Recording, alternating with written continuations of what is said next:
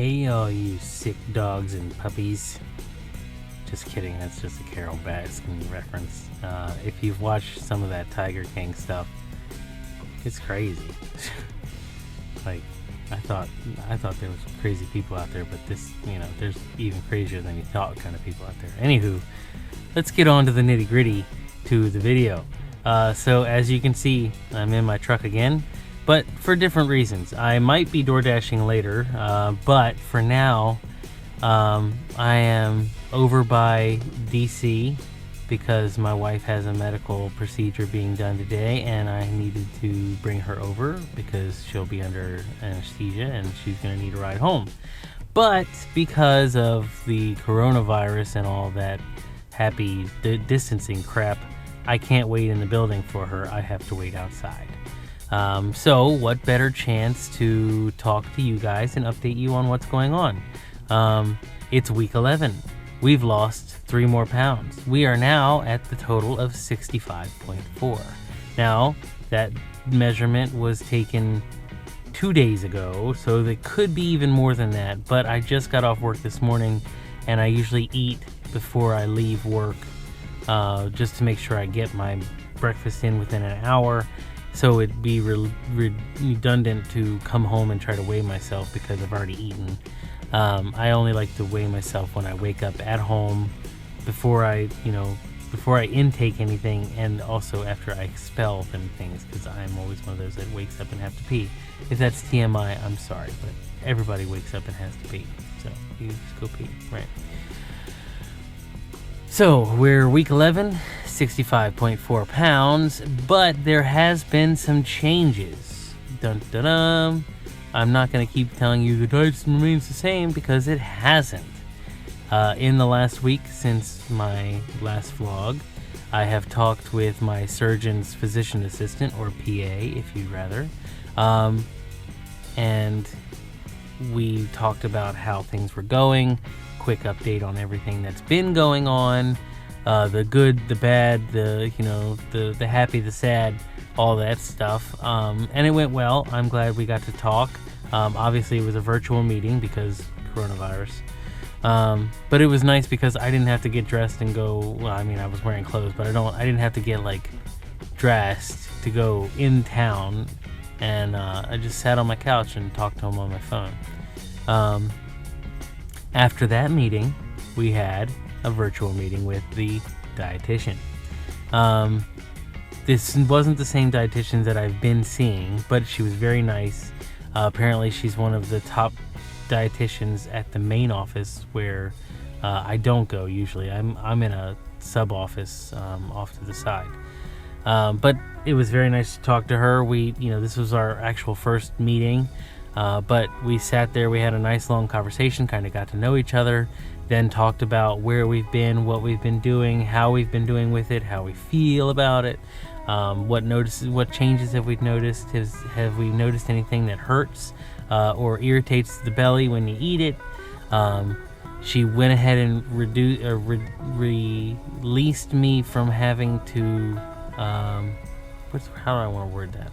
So let's put it this way. All fruits are on the table. I don't have to worry about not eating fruits with skins. So originally, I don't think I've ever mentioned this, if you were going to eat an apple or a pear or something along that line, you had to peel it. They don't want you to eat the skin. You can eat the meat, just not the skin. I stayed away from apples and pears unless they were canned pears, and canned pears don't usually have skin on them. Or if they do, it's very soft. It's not even there really. But that's not a thing anymore. You don't have to peel your apples. You can eat a regular apple. The part I was really hoping for was the carbs. I was really craving a grilled cheese, and she said no carbs for another 3 months. And I was like, I was heartbroken.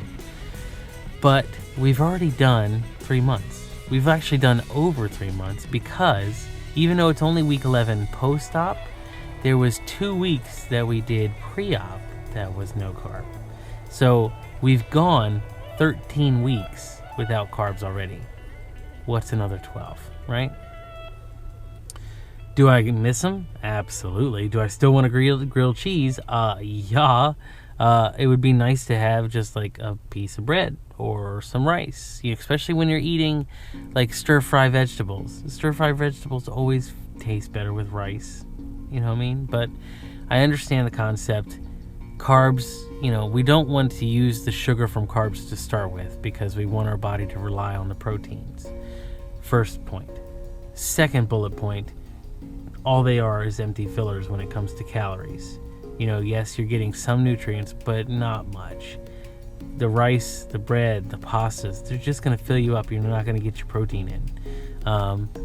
I'm still having some issues getting 3 to 4 ounces of my protein in a meal with no sides. If I get maybe 3 ounces of meat, I can have a little bit of a side like broccoli, or the other night I steamed up some cauliflower and Brussels sprouts. I grilled some asparagus. And because I want those things also, I might not eat as much protein to get to them because I want to be able to have a couple. But that's not the way you're supposed to do it. You're supposed to try to get as much protein as you can up until your limit, and then add on sides if you feel you can. The one thing that I've learned about this whole process is your belly will not fool around. And there's no, for a normal person, when you're having a dinner, you can think, oh, I'll just have 1 or 2 more bites when you're full already. And your belly makes room for it. You're like, oh, I feel so sick, but I got it down and I'm not nauseous. You know what I mean? You can force yourself to eat more. When you're post-op, there's no forcing. And there's also the limit is a hard line. You either don't cross it or you cross it. There is no gray area. If you're staying under the line, you're doing a good job.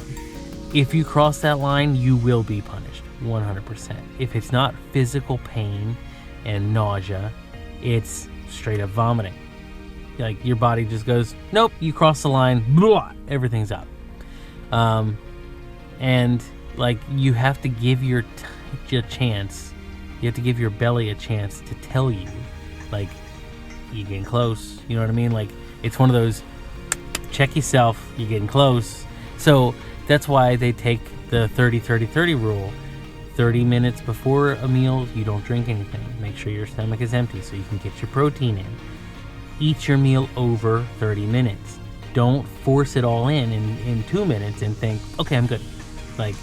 No, you're going to hurt yourself. And, your body's not going to like this. So take your time. Chew every bite 30 times. There's the other 30, right? So you're not drinking anything 30 minutes before or after. You're taking 30 minutes to eat, and you're chewing every bite 30 times because it breaks it down. You know what I mean? The digestion starts in your mouth, mastication. So break down the food, let it soften, let it get down there, and let your body go, oh, okay, here's a little bit of food, I'll put that over here. Here's a little bit more food, I'll put that over here. And when you're shoving it down there, it gets all backed up, and then all of a sudden it goes, I don't like this, throw it away. And once you've thrown up, you don't want to eat again, you know what I mean? So I don't. Every time I've thrown up, I've not eaten again. And then you're losing precious nutrients that you could have intaken. So, raw vegetables. I can finally have my garden salad. Isn't that exciting? I'm excited. She said, some roughage can be a little bit more harsh on the belly. So take it slow, experiment. Don't go balls to the wall and just go, ham on a salad and expect your body to be okay with it. Try to stick to the softer salad greens like spinach, iceberg, things of that nature. Try to stay away from the arugula and romaine because they're a little bit denser. and you don't want to you're not eating the salad for the salad, you're eating it for the protein. You know what I mean? Like, you have to eat the protein first. So if you get a grilled chicken Caesar salad, which Caesar is mostly romaine, so that's probably out, but just for instance, if you get a grilled chicken Caesar salad, you have to eat the chicken first. You can't just go, oh, I'm going to eat some lettuce, then have a piece of chicken, then eat some lettuce and have a piece of chicken. You won't get your protein numbers up that way. And the protein is the most important part for your body, for your fuel, for your healing, all of it. So I understand. I haven't had a salad yet. I've been thinking about it, but I'm actually kind of nervous about it because I haven't had a salad in so long, and I don't know how it's going to affect me. Other than that, the diet is pretty much the same. They've taken off restrictions for the fruit, so you don't have to reserve like a quarter cup. You can only have a quarter cup of this or a quarter cup of that. Like, if you want to have some fruit, have some fruit. Eat till you're happy. But don't neglect a meal. You have to have your protein first. Like, we're just going to keep going back to that. It's like beating a dead horse. No matter what you eat, it's got to be protein. The only grains you can have, well, it's not really grains, it's oatmeal. You can have your hot oatmeal. No cold cereals because they're all carb. No, it's all filler. No sustenance. Other than that, everything else remains the same. When it comes to red meats and steaks, if you can cut it with a fork, you can eat it. If you have to use a knife, it's too tough. Stay away from it for another 3 months. Makes sense? So if I go to like Ruth Chris's and get the most expensive filet mignon and you can cut it with a spoon, I could eat that. Is that going to happen? No. But if I put a pot roast in the crock pot, like that was even one of the examples she talked about. I said you put a put a roast in the crock pot, and I mean, like, it falls apart with a fork. You can eat that. It's soft. I cooked a brisket in the oven the other day, and it was soft enough you could cut it with a knife or a fork. And my belly didn't mind that. The problem is, and I noticed this the other day, and I didn't really put too much emphasis on it, is that condiments don't taste good to me anymore.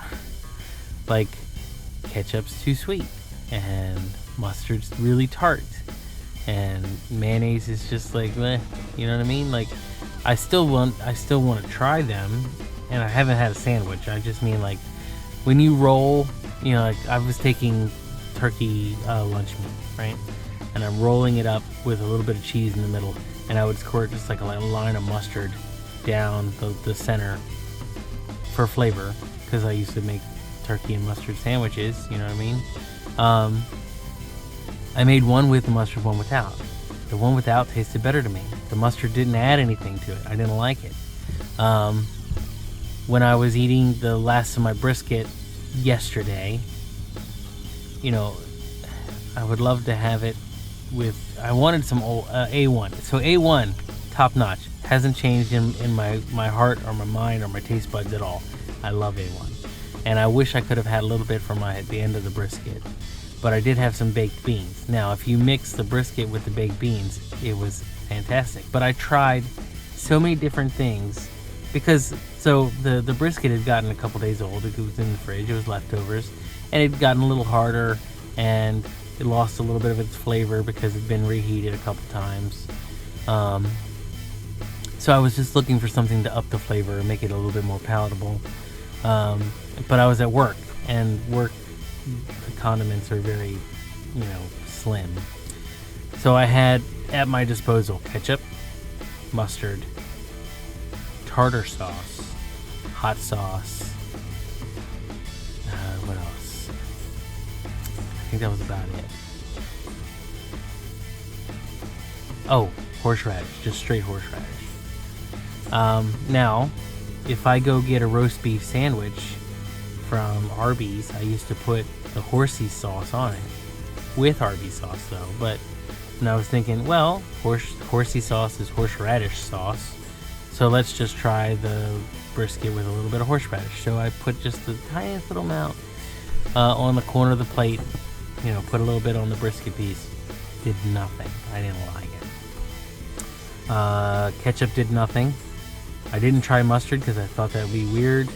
Talk about weird. I did try, though, for fun, tartar sauce on brisket.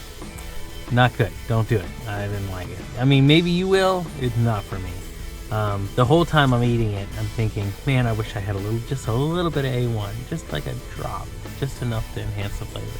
But I ended up mixing, like my version of pork and beans. It was beef and beans because it was brisket. I just cut it into small pieces, mixed it with the baked beans, and then I got to eat it that way. And then it was really good. The barbecue sauce with the baked beans was phenomenal. So that was a little bit better. But like I've just noticed condiments, they just don't do it for me anymore. And we'll talk about this for a second. So I think I've talked about this in the other videos, but during this whole lockdown / quarantine / healing everything, sitting at home doing nothing period of my life, I have watched a lot of baking and cooking shows. Yes, I did talk about this because I talked about how I'm a better cook than I am a baker. Well, on that note, because I've been watching so many cooking shows, a lot of them happen to be British. And they're using ingredients that I am not familiar with, like salad cream. I don't know what that is. What else did they have? Oh, brown sauce, golden syrup, sandwich spread. All these things. I'm like, what the hell is that? Like, what is a brown sauce? They don't say anything but brown sauce. It's just brown sauce. What is it? So, because I have way too much time on my hands, I started perusing the internet trying to find answers for this stuff. And I found a website. It was a terrible thing because I found a website that's in Britain that sells Britain food and ships it to the US. And at 1 o'clock in the morning when I was at work and bored, I went on a shopping spree. And input shopping spree picture here. Now, as you can see, everything I've mentioned in the picture, there's golden syrup, there's salad cream, there's brown sauce, and there's sandwich spread, and there's a bunch of different beans that I hadn't seen. Well, at least like Heinz of UK made them. And then there's Jaffa cakes and some Branston pickles because I really want to try a Branston pickle and cheese sandwich because they always talk about pickle and cheese sandwich. But I don't know. I've never had one. How do I know if I like it or not? Because I need to try it. So expect a video soon about the British food taste test from a, old redneck American.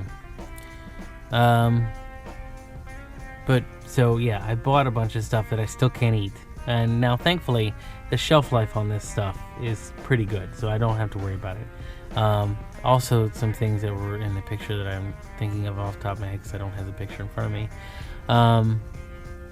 There was some jam that they talked about, and some other things. Excuse the vibration noise if you heard that. So I want to talk about something else for a minute, and it's something that was somewhat of an epiphany. So for the first time in a long time, I actually looked at myself in the mirror. Now, I didn't intentionally look at the mirror to look at myself. I caught myself in the mirror, and then I had to take a second look because I've always avoided mirrors. I hate what I see staring back at me.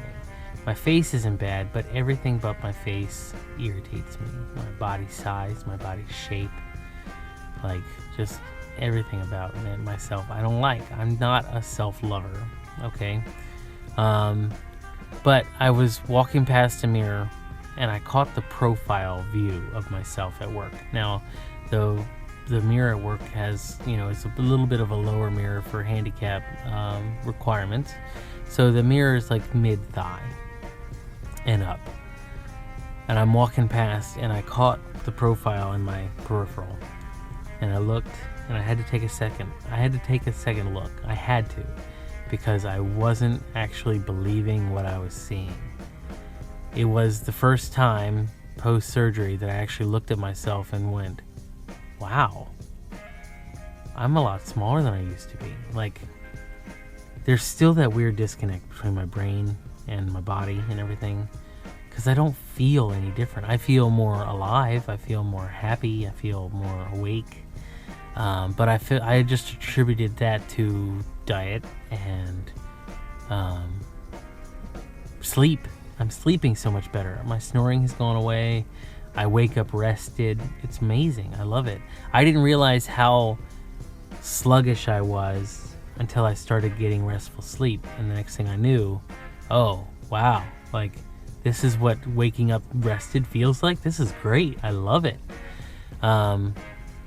So I was attributing my feel-goodness to, not having sugar crashes, not having caffeine crashes, getting good sleep, eating whole foods, making my own vegetables instead of buying canned vegetables. So like things of that nature where you're getting back to basics, right? So I attributed all my happiness and feel good to that, but I hadn't really paid attention body size. I've been watching the scale, paying attention to the scale, and like, yes, my clothes are baggy on me, but whatever. Like, I don't care about baggy clothes, and I'd actually rather wear baggy clothes because I don't like feeling restricted, right?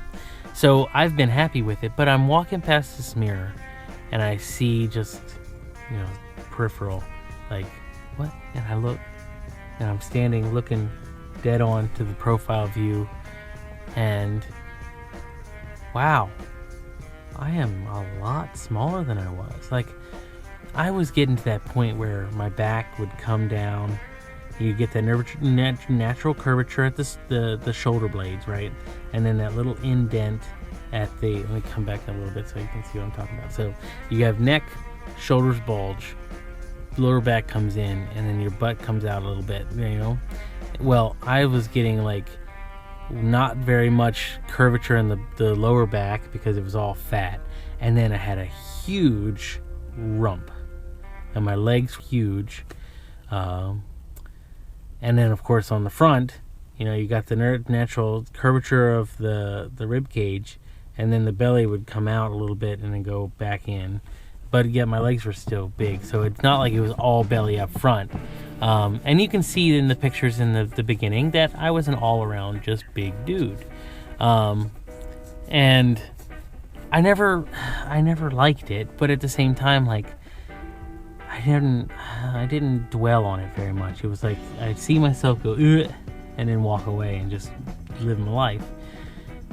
Yesterday, or was it the day before yesterday? But either way, when I saw myself in the mirror, it was yesterday morning. I had to actually stop and look at myself for a minute, and I turned like I did one of those like weird model poses where you turn and you're looking at yourself and you're like, wait a minute, I actually don't mind. I don't mind what I'm seeing. I actually like what I'm seeing. This is nice. Like, I'm almost average. Almost. I'm still fat. Let's not like sugarcoat this. I'm still fat. My BMI is still, 30, 38, 39, 40, somewhere in there, But I started with a BMI way up in the 50s. So, like, obviously an improvement. 65 pounds is not a drop in the bucket. It is, but it isn't. You know what I mean? For some people, yeah, that might be a drop in the bucket. But for me, that's 20% of my body weight when I started. You know what I mean? That's, well, almost 20% of my body weight from when I started. It's 40% of excess body weight gone from since the operation. The PA that I was talking to from the surgeon, she says that in the first 3 months, they're expecting anywhere from like 25 to 30. And I'm over 40. So I'm already, I'm exceeding the expectations because I'm taking it seriously. I'm doing my due diligence. I'm doing what I'm supposed to be doing when I'm supposed to be doing it. And I'm making progress and making process and using the system to help me change my life. I have to be careful with my metal wedding ring because if I move wrong, it falls right off. So thank you, Colby, for my silicone ring. The only problem with the silicone ring is it completely breaks down my skin. I don't know if you can see.